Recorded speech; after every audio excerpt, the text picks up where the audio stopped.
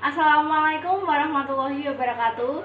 Perkenalkan, nama saya Renita Dwi Puspitasari. Saya dari kelas 9E, nomor absen 19. Di sini saya akan menjelaskan tentang presiden kita yang ketiga, yaitu Profesor B.J. Habibie. Profesor B.J. Habibie berumur 73 tahun, merupakan pria Parepare, Sulawesi Selatan, kelahiran 25 Juni 1936. Habibie menjadi presiden ketiga Republik Indonesia selama 1,4 tahun dan 2 bulan menjadi wakil presiden Republik Indonesia ke-7. Habibie merupakan keturunan antara orang Jawa dan orang Makassar. Di masa kecil, Habibie telah menunjukkan kecerdasan dan semangat tinggi pada ilmu pengetahuan dan teknologi, khususnya fisika. Selama 6 bulan, ia kuliah di Teknik Mesin Institut Teknologi Bandung atau ITB dan dilanjutkan ke Rheinische Technische Hochschule, Jerman pada 1955 dengan dibiayai oleh ibunya, R.A. Tuti Marini Puspowardoyo. Habibie kemudian menghabiskan 10 tahun untuk menyelesaikan studi S1 hingga S3 di Aachen, Jerman. Pak Habibie melanjutkan program doktoral setelah menikah teman SMA-nya, Ibu Hasri Ainun Besari, pada tahun 1962. Bersama dengan istrinya tinggal di Jerman, Habibie harus bekerja untuk membiayai kuliah sekaligus biaya rumah tangganya. Habibie mendalami bidang desain dan konstruksi pesawat terbang.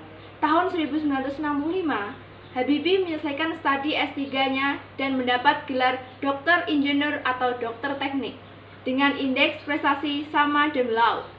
Selama menjadi mahasiswa tingkat doktoral, B.J. Habibie sudah mulai bekerja untuk menghidupi keluarga dan biaya studinya.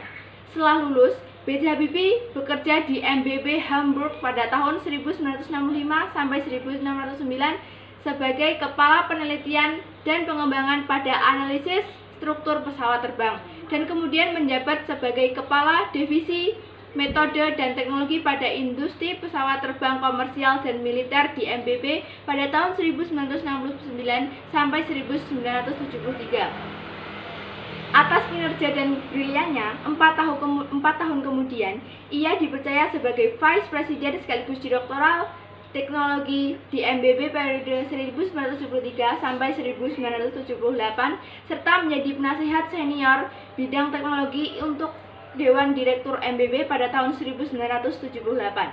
Dialah menjadi satu-satunya orang Asia yang berhasil menduduki jabatan nomor 2 di perusahaan pesawat terbang Jerman ini.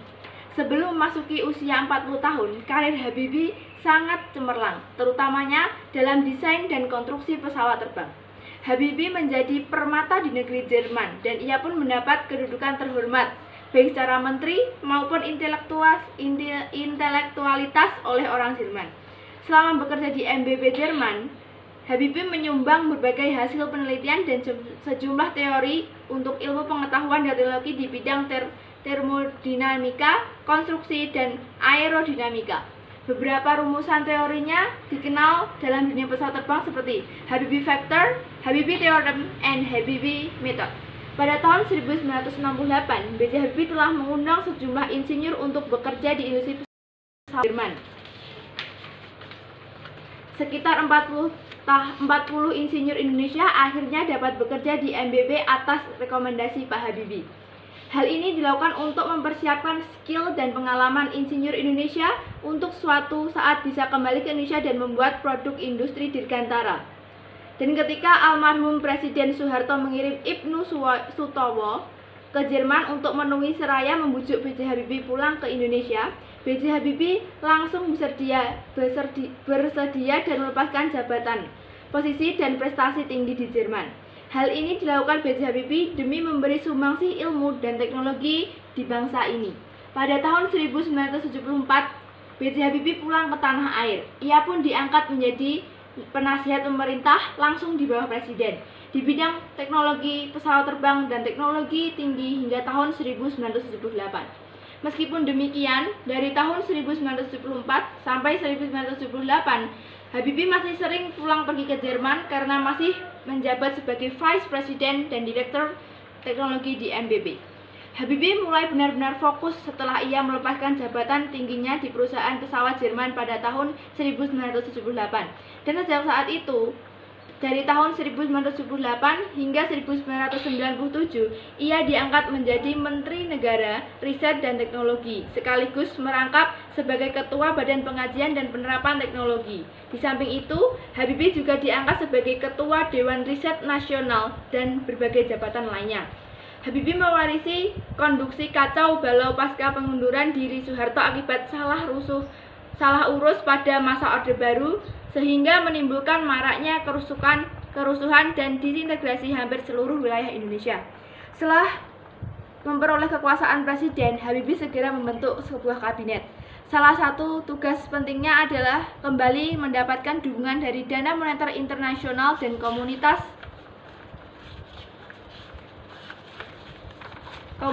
negara-negara donor untuk program pemulihan ekonomi. Dia juga membebaskan para tahanan politik dan mengurangi kontrol pada kebebasan berpendapat dan kegiatan organisasi.